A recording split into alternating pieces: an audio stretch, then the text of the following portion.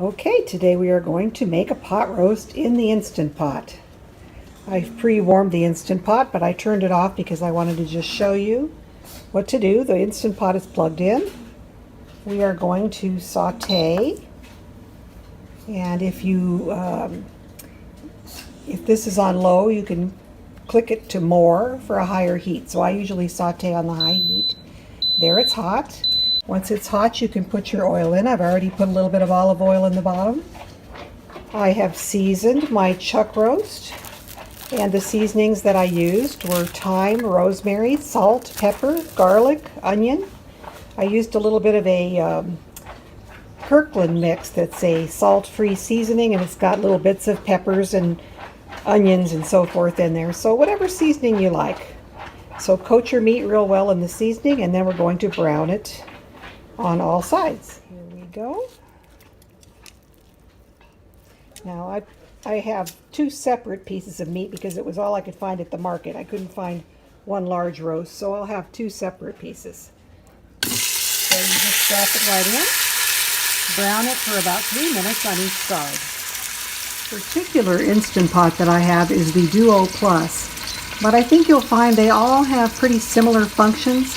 As you move up and get more expensive models, they usually just add more functions, like you can make yogurt with it or something along those lines. So if you're strapped for cash, you can just get the very basic Instant Pot. I think the Luxe is the basic model, and it can make whatever you want to pressure cook just as well as the most expensive Instant Pot.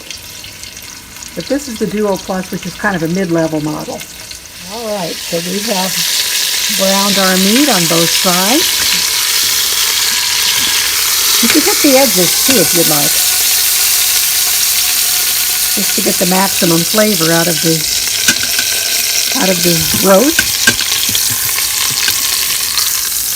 And as you can see, we've got a lot of brown bits at the bottom there. So the next step, remove your meat to a platter. We're going to add our onions and garlic and mushrooms and a little red wine to deglaze the bottom. So here we go with the little red wine.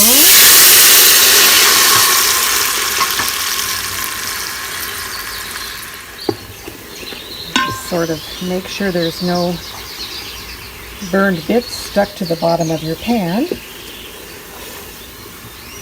That looks pretty good. Okay, the next step is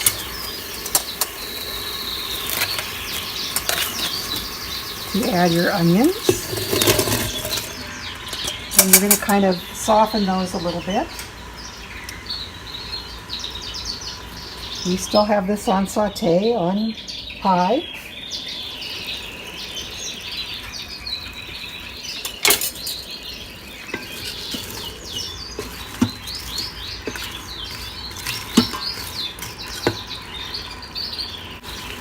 Okay, we're going to add about a tablespoon of chopped garlic.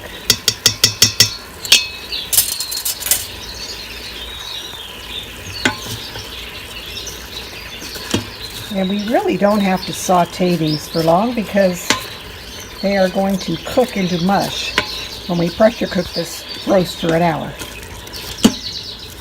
So there are the onions. We're going to add some mushrooms. Those are portobello mushrooms. You can use whatever mushrooms you like.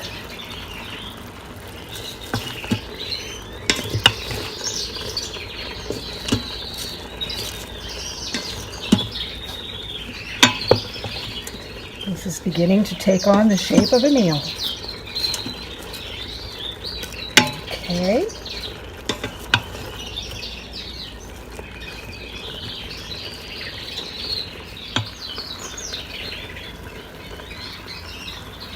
Some Worcestershire sauce.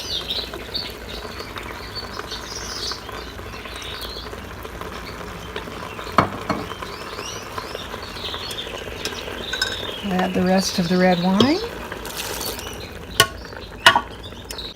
About a cup of beef broth. And this is my better than bouillon, and it hasn't quite dissolved, but that will dissolve in as it cooks here.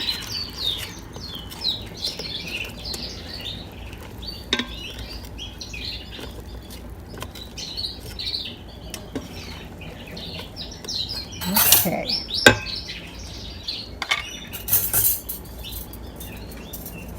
Meat on the trivet that came with the Instant Pot.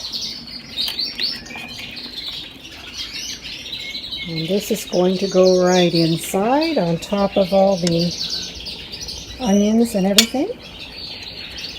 There we go. So that'll make it easier to remove the roast at the end of the cooking time. Then all we have to do is add our vegetables in foil at the top of the pot here. So let me get veggies. We're going to cut them into good sized chunks, wrap them in foil. The reason you want to wrap them is because you want them to cook a little more slowly. If these cooked for an hour in with the roast, it would be really mush by the time the roast was done. Now you could throw vegetables in at the end of the cooking period, but I think this is a little easier. Here I have some carrots and celery wrapped in foil.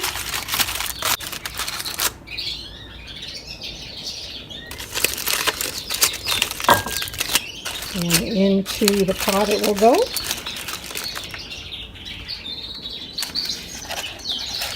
Now we're sort of running out of room.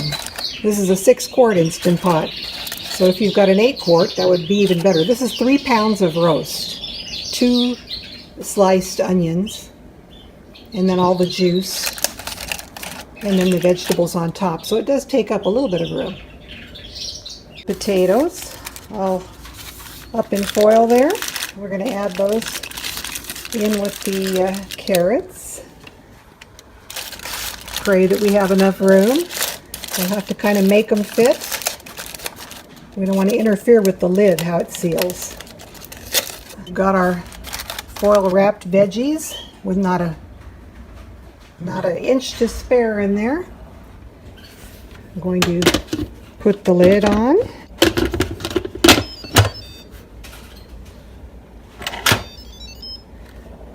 Make sure the vent is set to sealing, which this is.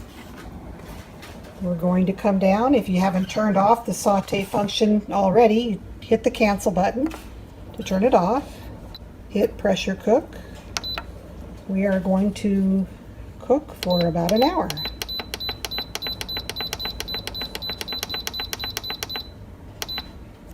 So there we go. That's all you have to do once you get the time set to where you want it. As soon as the pot comes up to the proper pressure, see, now it's on.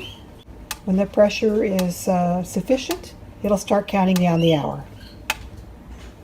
Then all we have to do is sit back and enjoy and wait for dinner to be ready. Okay, the hour of cook time is finished. Did a natural pressure release for 30 minutes. Still had to release some pressure here. The pin is still up. Okay, moment of truth. Let's see how this looks.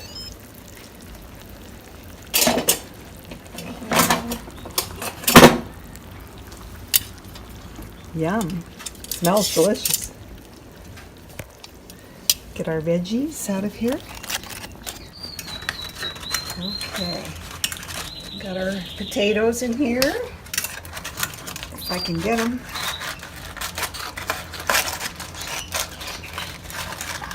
Oop. Well, they're done. They just didn't escape. Okay.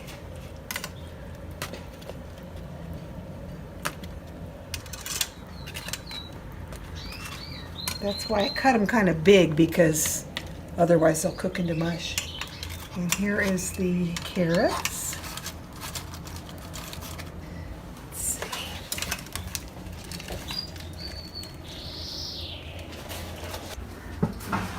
Let's see. So we had the meat on this little lifter thing here.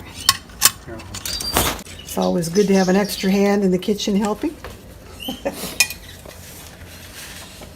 Okay, so it's definitely done. Hopefully not too done.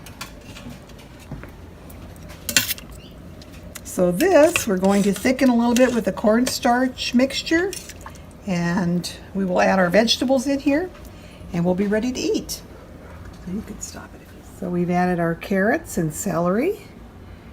Here are the potatoes. Going right in.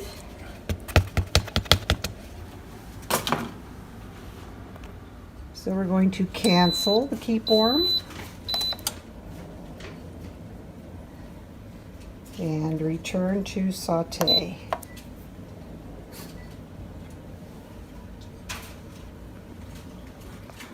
Take a little cornstarch. Mix it with a little cold water.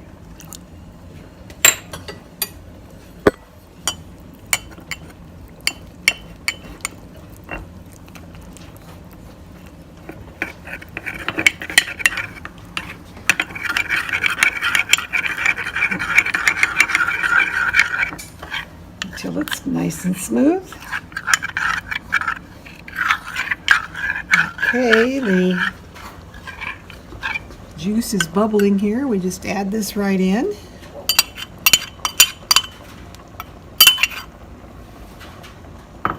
And stir to thicken.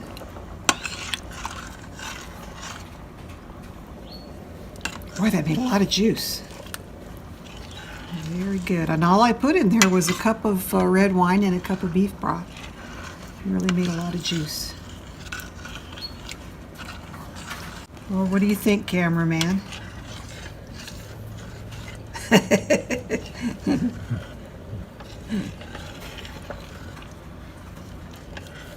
Actually, I should do it like this. Yeah. Just don't burn yourself with Yeah, I know. I came real close to the pot. Yeah. Be careful. Okay, so it's starting to thicken a little.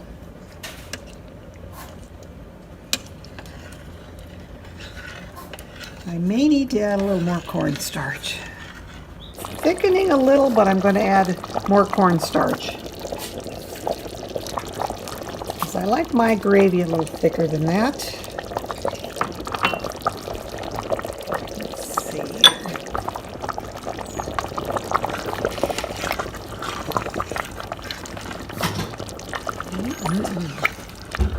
It's getting there.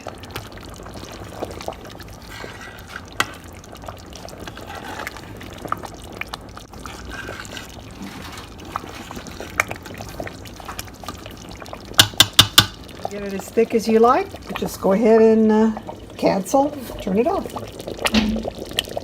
Plate it up.